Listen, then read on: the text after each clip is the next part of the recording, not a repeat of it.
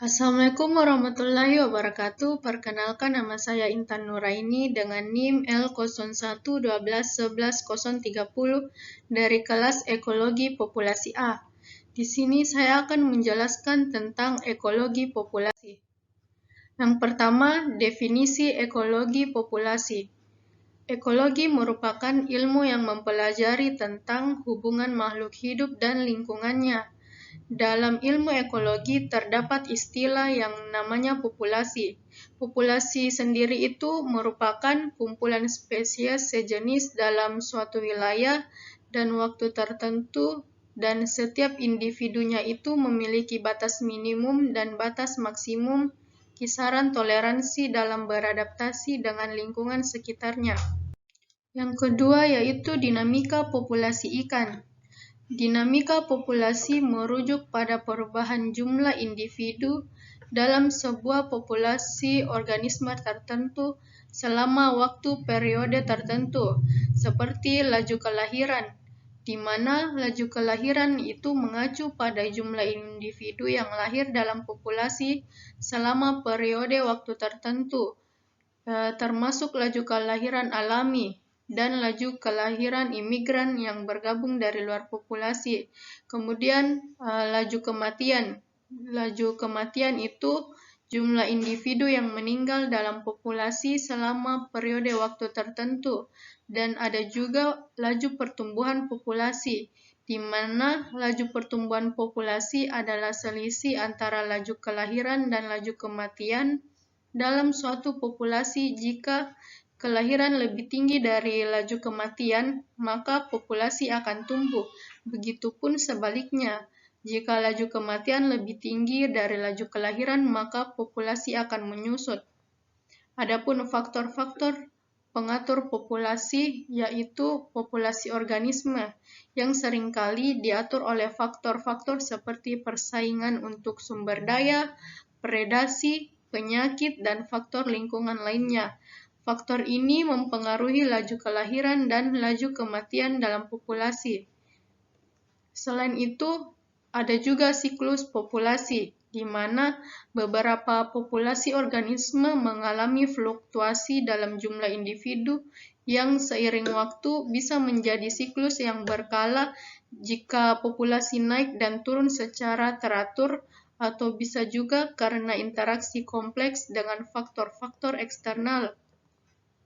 Kemudian dalam mendefinisikan dinamika populasi, konsep dasarnya yaitu stok, dan Ricker tahun 1975 mendefinisikan stok sebagai bagian dari suatu populasi ikan yang berada di bawah pertimbangan pandangan dalam pemanfaatan baik secara aktual maupun potensial. Yang ketiga, karakteristik populasi. Karakteristik populasi adalah salah satunya yaitu densitas atau kepadatan, di mana keberadaan populasi ini sifatnya fluktuatif karena dipengaruhi oleh jumlah populasi, natalitas, mortalitas, imigrasi, dan emigrasi. Kelahiran atau natalitas merupakan kemampuan populasi untuk bertambah. Natalitas ini berbeda dengan pertumbuhan populasi, karena pertumbuhan populasi dipengaruhi oleh natalitas dan mortalitas dalam populasi. Sedangkan natalitas ini, yaitu natalitas ekologi, dinyatakan sebagai laju pertambahan individu baru dalam populasi yang melalui satuan waktu. Sementara mortalitas diartikan sebagai jumlah kematian individu dalam populasi. Sedangkan laju mortalitas ini berjalan seiringan dengan laju kematian pada demografi.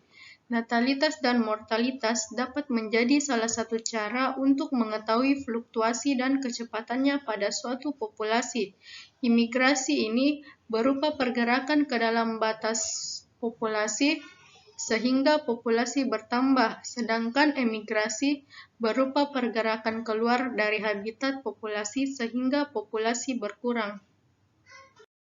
Yang keempat yaitu struktur populasi. Struktur populasi ikan merujuk pada komposisi individu-individu dalam suatu populasi ikan. Adapun beberapa aspek yang mempengaruhi struktur populasi seperti umur, yaitu di mana umur populasi ikan juga dapat terdiri dari individu-individu berbagai umur. Beberapa mungkin ada yang ikannya masih muda, sedangkan yang lainnya ikannya sudah lebih tua. Kemudian ukuran juga mempengaruhi struktur populasi karena populasi ikan dapat terdiri dari individu-individu yang berbagai ukuran.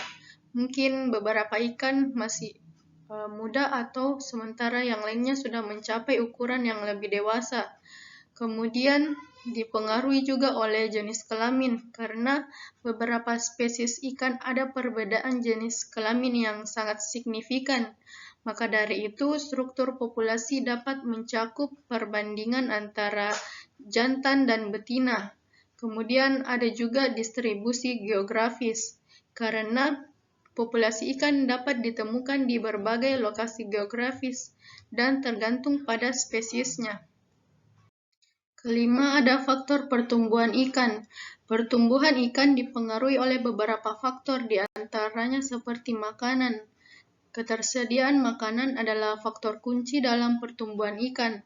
Kualitas dan jumlah makanan yang tersedia di lingkungan ikan akan mempengaruhi tingkat pertumbuhan mereka.